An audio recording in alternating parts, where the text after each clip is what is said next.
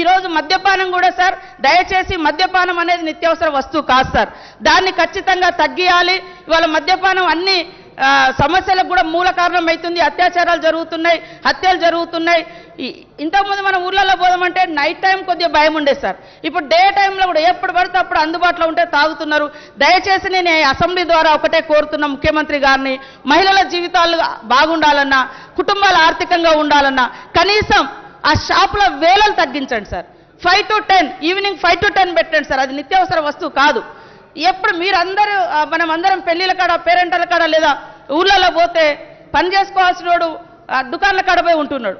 కాబట్టి దయచేసి ఈ ఒక్క నిర్ణయాన్నైనా మాకు ఈ అంతర్జాతీయ మహిళా దినోత్సవం సందర్భంగా ముఖ్యమంత్రి గారు ఇవ్వాలని ఈ సందర్భంగా నేను కోరుతా ఉన్నాను సార్. అదేవిధంగా అత్యాచారాలు చేసినటువంటి దుర్మార్గులు యథేచ్ఛగా తిరగకుండా మరి తీవ్రమైనటువంటి కఠినమైనటువంటి చర్యలు కూడా తీసుకునే విధంగా స్పెషల్గా టీమ్స్ ఏర్పాటు చేయాలని, రాష్ట్ర వ్యాప్తంగా జరుగుతున్నటువంటి దాడుల మీద ఒక స్పెషల్ టీం ఫోకస్ పెట్టి పనిచేయాలని కూడా ఈ సందర్భంగా కోరుతా ఉన్నా సార్.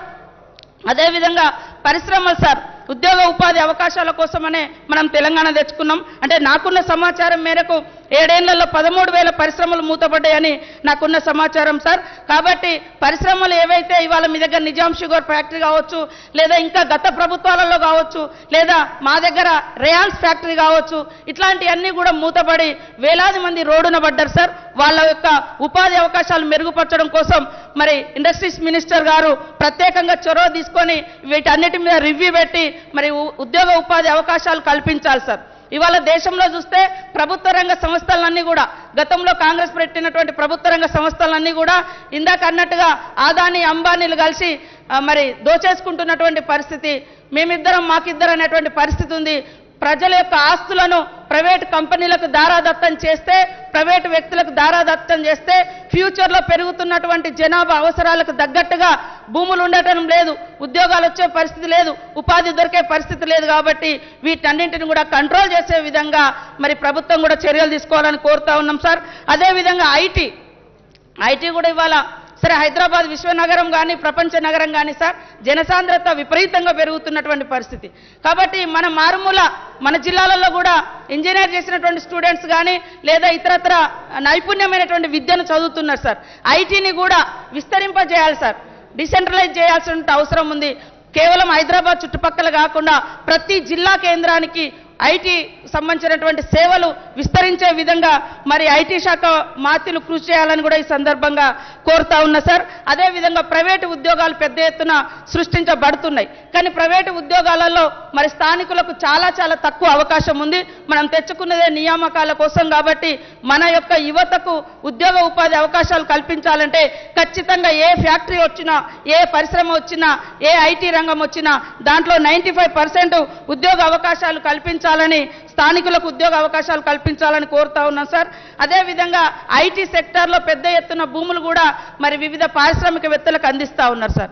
దాన్ని ఏ ప్రాతిపదికన ఎట్లా ఇస్తారనేది మాకు తెలియదు సార్. కాబట్టి ఎస్సీ ఎస్టీ బీసీలకు కూడా, మైనార్టీలకు కూడా మరి వాళ్ళకు కూడా ఎంత % ఈ పరిశ్రమలను నెలకొల్పడానికి రాష్ట్ర ప్రభుత్వము సపోర్ట్ చేస్తుందనేటువంటి విషయాన్ని కూడా తెలియజేయాల్సినటువంటి అవసరం ఉంది. మాకు కూడా తెలుసుకోవాలనేటువంటి అవసరం ఉంది సార్. అదేవిధంగా సమాచారానికి సంబంధించి చూస్తే మరి ఇవాళ తెలంగాణ భావాన్ని విస్తృతంగా వ్యాప్తి చేసింది జర్నలిస్టులు సార్, మీడియా సార్. ఆ జర్నలిస్టులు కూడా చాలా మందికి మనము డబుల్ బెడ్రూమ్లు ఇస్తామని కూడా ముఖ్యమంత్రి గారు హామీ ఇచ్చిన్నారు. డబుల్ బెడ్రూమ్లు కానీ, ఇండ్లు కానీ, కొంతమందికి ఇంకా అంటే ఏదైతే హెల్త్ కార్డ్స్ ఉన్నాయో అవి కూడా సక్రమంగా పనిచేయడం లేదు, రిజెక్ట్ అవుతున్నాయి ప్రైవేట్ హాస్పిటల్స్లలో. వాటిని కూడా మానిటరింగ్ చేయాలని ఈ సందర్భంగా నేను కోరుతా ఉన్నా సార్. అదేవిధంగా పెన్షన్కి సంబంధించి దాదాపుగా 3 years నుంచి బడ్జెట్లో పెడతా ఉన్నారు. కానీ అసలు పెన్షన్ అనేది, విడోస్ అనేది అది నిరంతరం ప్రక్రియలాగా ఉంటుంది సార్. ఎందుకంటే ఎప్పుడు ఏ తల్లి తన భర్తను కోల్పోతుందో తెలియదు, ఎప్పుడు ఏజ్ ఎట్లెట్లా వస్తుందో, వికలాంగులు ఇవన్నీ కూడా 3 సంవత్సరాల నుంచి మరి మనం ఇవ్వలేదు సార్. అదేవిధంగా 57 సంవత్సరాల వారికి కూడా పెన్షన్ ఇస్తామని ఒప్పుకొని ఉన్నాం. కాబట్టి దాదాపుగా 10,50,000 మంది అవుతున్నారు వాళ్ళంతా కలిసే. కాబట్టి కనీసము మరి ఈ పెన్షన్ విధానాన్ని మరి సైటు క్లోజ్ చేయడం కాకుండా అది ఎప్పటికప్పుడు ఇచ్చే విధంగా 2 నెలలకోసారి 3 నెలలకోసారైనా దరఖాస్తులు తీసుకొని ఇచ్చే విధంగా చర్యలు చేపట్టాలి సార్. వికలాంగులకు సంబంధించి కూడా వాళ్ళ గతంలో పెన్షన్ తీసుకున్న ఇప్పుడు సదరన్ క్యాంపులకు అటెండ్ కాలేదని అట్లా చాలా మంది రిజెక్ట్ అయినటువంటి పరిస్థితి. కాబట్టి వికలాంగుల యొక్క ఉపాధి కోసం వాళ్ళకు కూడా ప్రత్యేక పథకాలను, అదేవిధంగా ప్రత్యేక కేటాయింపులు, స్కాలర్షిప్లు, మరి అదేవిధంగా వికలాంగుల వివాహ ప్రోత్సాహకాలు కూడా అందించాలని ఈ సందర్భంగా నేను కోరుతా ఉన్నాను సార్. 2 పడకల గది అయితే ఇది అయితే అందరి బాధ సార్. మేము అందరం చూస్తున్నాం, ఏడికి పోయినా ఈ ప్రాబ్లం ఉంది. కాంగ్రెస్ ప్రభుత్వం కనీసం పరిశ్రమలకు కూడా కరెంట్ ఇవ్వలేని ఒక దుర్భరమైన పరిస్థితిలో రాష్ట్రాన్ని నెట్టివేసిందని చెప్పి ముందుగా నేను మీకు విజ్ఞప్తి చేస్తా ఉన్నా అధ్యక్ష. అంటే ఆనాటి నేపథ్యం చెప్తున్నా అధ్యక్ష. దాంతోపాటు రెండవ ముఖ్యమైన కామెంట్ వాళ్ళు చేసింది ఏంటంటే, సార్ ఇప్పుడు నేను ఒక ఇండస్ట్రీ పెట్టుకుంటా, ఒక ఫ్యాక్టరీ కట్టుకుంటా అని చెప్పి ఒక దరఖాస్తు పెడితే ఇక వాళ్ళ దయ సార్, వాళ్ళ దయ మా ప్రాప్తం, మేము దరఖాస్తు పెట్టినాక ఎన్ని రోజుల క్లియరెన్స్ వస్తుందో అనేది ఒక కాలపరిమితి కానీ ఒక చట్టం కానీ ఏది లేదు సార్. వాళ్ళ దయ మా ప్రాప్తం, వాళ్ళు ఇచ్చినప్పుడు తీసుకోవాల్సిందే తప్ప వాళ్ళ దయాదాక్షిణ్యాల మీద ఆధారపడాల్సిందే తప్ప ఒక కాలపరిమితి కానీ ఏది లేదు సార్, ఒక పద్ధతి లేదని చెప్పి చెప్పడం జరిగింది అధ్యక్ష. చెప్పిన తర్వాత గౌరవ ముఖ్యమంత్రి గారు వెంటనే పరిశ్రమల శాఖ కార్యదర్శిని పిలిచి, అదేవిధంగా తన ఆఫీసులోని ఇతర అధికారులందరినీ కూడా పిలిచి, ప్రపంచంలోనే అత్యుత్తమమైన పారిశ్రామిక విధానం ఎక్కడున్నది, అమెరికాలో ఉన్నదా, సింగపూర్లో ఉన్నదా, ఇంకొకడు ఉన్నదా, వెంటనే మీరు అధ్యయనం చేయండి, చేసి వాటన్నింటిలోని మంచిని ఒక దగ్గర చేర్చి క్రోడీకరించి మన రాష్ట్రం యొక్క, కొత్త రాష్ట్రం యొక్క పారిశ్రామిక విధానాన్ని మీరు రూపొందించండి అని చెప్పి స్పష్టమైన ఆదేశం ఇవ్వడం జరిగింది. ఆ 7 గంటల సమావేశంలో వారికి వచ్చిన వివిధ సలహాలు, సూచనలు, సమస్యలు ఏవైతే వారు ప్రస్తావించినారో అవన్నింటినీ కూడా అధికారులతో సహా చర్చించి వెంటనే తక్షణ ఉపశమనం ఏమి ఇవ్వాలి, షార్ట్ టర్మ్ స్ట్రాటజీ ఏముండాలి, మీడియం టర్మ్ స్ట్రాటజీ ఏముండాలి, లాంగ్ టర్మ్ ఏం చేయాలి అని ఒక స్పష్టమైన ఎజెండాతో గౌరవ ముఖ్యమంత్రి గారు ఆలోచన చేసి 2014 జూన్లో మన రాష్ట్రం ఏర్పడితే అధ్యక్ష, ఇదే శాసనసభలో 2014 నవంబర్లో మనం పాస్ చేసిన మొట్టమొదటి చట్టం అధ్యక్ష TSI pass, Telangana state industrial project approval self certification system.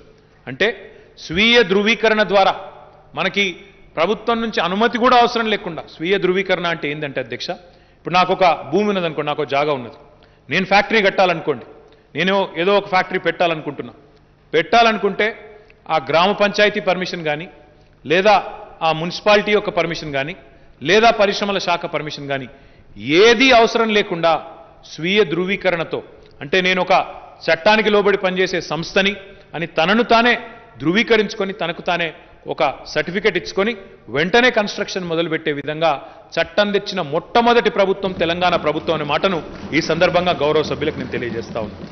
కేవలం ఎవరు మన రాష్ట్రంలో పెట్టుబడులు పెడుతున్నారు, ఎవరు ఏ రకమైన బిజినెస్ చేస్తున్నారు, వారి వల్ల ఎంత ఉపాధి వస్తున్నది, ఏ రకంగా మనకి రాష్ట్రానికి లాభం జరుగుతున్నది, ఎన్ని కొలువులు వస్తున్నాయి, ఇది తెలుసుకోవడానికి మాత్రమే ఒక రెగ్యులేటరీ ఫ్రేమ్వర్క్లో పనిచేయాలి. కాబట్టి మీరు ఒకవైపు ఫ్యాక్టరీ నిర్మాణం ప్రారంభించుకున్నా మరొక వైపు చెప్పాలి కాబట్టి, అంటే రాష్ట్ర ప్రభుత్వానికి ఆధీనంలో పనిచేస్తున్నాం కాబట్టి టీఎస్ఐ పాస్ అనే వెబ్సైట్లో, పోర్టల్లో ఒక దరఖాస్తు పెడితే చాలా అధ్యక్ష.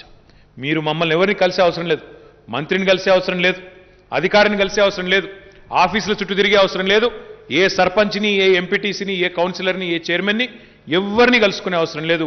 ఒక్క దరఖాస్తు టీఎస్ఐ పాస్ పోర్టల్లో పెడితే చట్టం ప్రకారం ఇదే శాసనసభలో మనం చేసిన శాసనం ద్వారా 15 రోజుల్లో ఖచ్చితంగా అనుమతి ఇచ్చి తీరుతాం. ఇవ్వకపోతే 16వ రోజు ఆటోమేటిక్ అప్రూవల్ అని చెప్పిన ఏకైక ప్రభుత్వం భారతదేశంలో తెలంగాణ ప్రభుత్వం అధ్యక్ష.